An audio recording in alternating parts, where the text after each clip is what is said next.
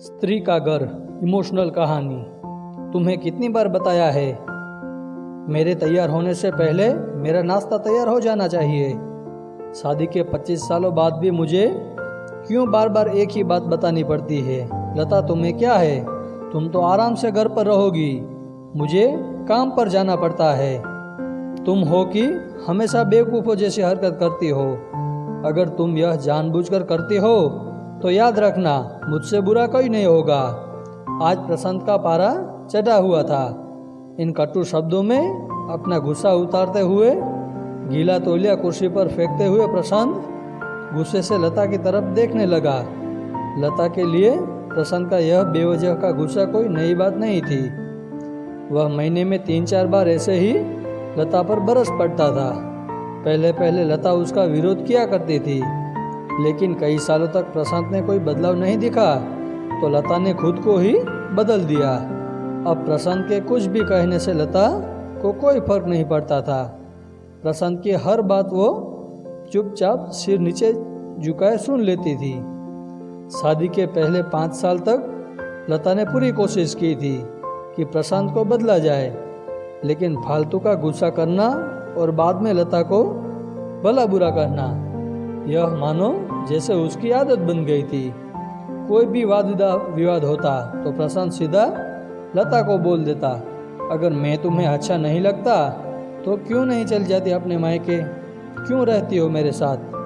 इतना सब कुछ होने के बावजूद लता प्रशांत के साथ रहती थी, क्योंकि उसे अपनी बेटी की फिक्र थी। और बहू, और वह जाती भी तो कहाँ, अपने बूढ़े हो चुके माँ बाप को इस उम्र में परेशान करना वह नहीं चाहती थी। समाज और लोग क्या कहेंगे, यह भी तो उसे देखना था। वह इतनी पढ़ी लिखी भी तो नहीं थी कि खुद जाकर कोई नौकरी कर सके और अपना और अपनी बेटी का पालन पोषण कर सके। लता को अब अपनी फिक्र नहीं थी, उसको फिक्र थी तो बस अपनी शादी लायक हो रही बेटी की।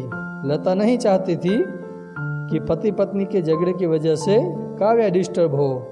काव्या की पढ़ाई पूरी हो चुकी थी, उसके लिए अब शादी के रिश्ते आने लगे थे। कई रिश्तों को काव्या ठुकरा चुकी थी। 2-3 महीने बाद एक अच्छा रिश्ता आया। रिश्तेदारों और पहचान के लोगों ने भी लड़के के बहुत गुणगान किए थे। प्रशांत एक शाम अपनी बेटी के पास बैठकर उसे बताने लगा, काव्या बहुत अच्छा लड़का है, पढ़ा लिखा है, बड़ा घर है, बहुत अच्छी नौकरी है। ऐसे रिश्ते बार बार नहीं आते बेटा, इस बार मना मत करना। काव्या अपने पिता से ज़्यादा बात नहीं करती थी, शायद डरती थी या शायद नफरत करती थी, लेकिन आज वो अपनी पूरी हिम्मत इकट्ठा कर बोली, मुझे अभी शादी नहीं करनी है पापा, मैं नौकरी करना चाहती हूँ, खुद अपने पैरों पर खड़ी होना चाहती हूँ। हाँ तो उसमें क्या बड़ी बात है, मैंने लड़के से बात की है, वह तुम्हें किसी बात के लिए नहीं रोकेगा। तुम शादी के बाद भी नौकरी कर सकती हो, वह तुम्हें नौकरी के लिए परमिशन दे देगा। प्रशांत बोला, मेरा नौकरी करना या ना करना उसकी परमिशन पर क्यों डिपेंड रहेगा पापा? काव्या ने पूछा। मैं कह रहा हूँ ना, तुम्हें किसी भी चीज़ की कमी नहीं होगी वहाँ। ऐसे रिश्ते बार बार नहीं आते, इसे ठुकरा मत, बहुत खुश रहोगी तुम वहाँ। प्रशांत बोला, पापा क्या मैं उतनी ही खुश रह पाऊंगी जितनी मम्मी इस घर में है? काव्या ने तंज कसते हुए कहा, आज तुम्हारी जबान कुछ ज़्यादा नहीं चल रही? प्रशांत गुस्से से आंखें बड़ी करते हुए बोला, पापा मुझे शादी नहीं करनी है, क्योंकि शादी के बाद अगर वह लड़का आपके जैसा निकला तो मैं क्या करूँगी? मुझे आपके जैसा जीवन साथी नहीं चाहिए जो बिना बात के मुझ पर हमेशा चिल्लाए। मुझे कुछ भी अपनी पसंद का लेना हो तो 10 बार सोचना पड़े, कहीं वह नाराज ना हो जाए। मेरी तबीयत कैसी भी हो उसे परवाह ना हो, रोटी थोड़ी सी मोटी बन जाए तो घर सर पर उठा ले, उसकी चेकबुक ना मिले तो भी मेरा ही दोष निकाले, और हर छोटी मोटी बात पर मुझे मायके जाने के लिए कहे।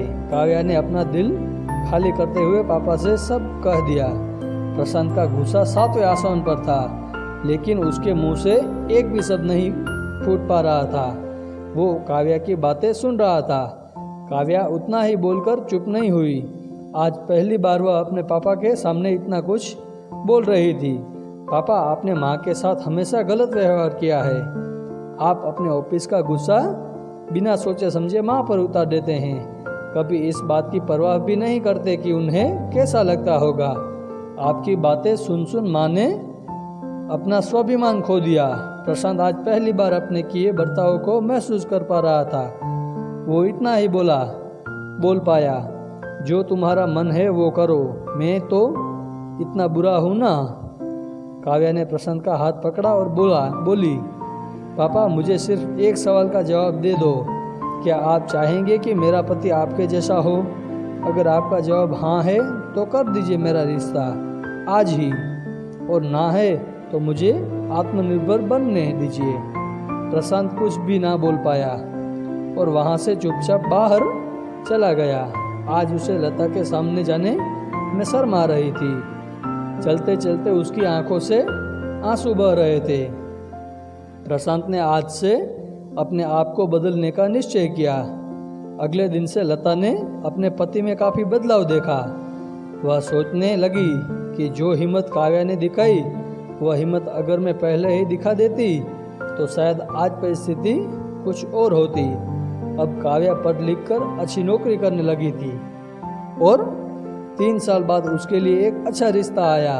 और उसकी विदाई पर प्रशांत बोला, बेटा, तू हमेशा खुश रहेगी क्योंकि तेरा पति तेरे बाप जैसा नहीं है।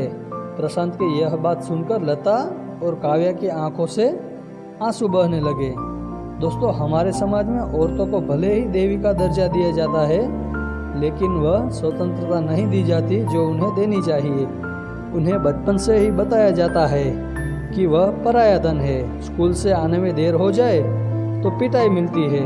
मोबाइल पर बातें करते हुए दिख जाए या खिड़की से झांकते हुए दिख जाए तो शक किया जाता है। माँ बाप का घर तुम्हारा नहीं है, पति का घर ही तुम्हारा है। जीवन भर यह बातें बता कर उन्हें ससुराल भेज दिया जाता है और एक दिन किसी छोटे मोटे झगड़े में ससुराल वालों से उन्हें सुनना पड़ता है कि इस घर को छोड़ दो और मायके चली जाओ। अब आप ही बताओ दोस्तों, ऐसी स्त्री का सच्चा घर कौन सा है? आखिरकार वह किस घर को अपना कहे? हम आपसे पूछते हैं और इस सवाल का जवाब आपको कमेंट में देना होगा। अगर आपको ये कहानी पसंद आए तो हिंदी कहानियाँ चैनल को लाइक करें, शेयर करें और सब्सक्राइब जरूर करें। धन्यवाद और हमें कमेंट जरूर करें।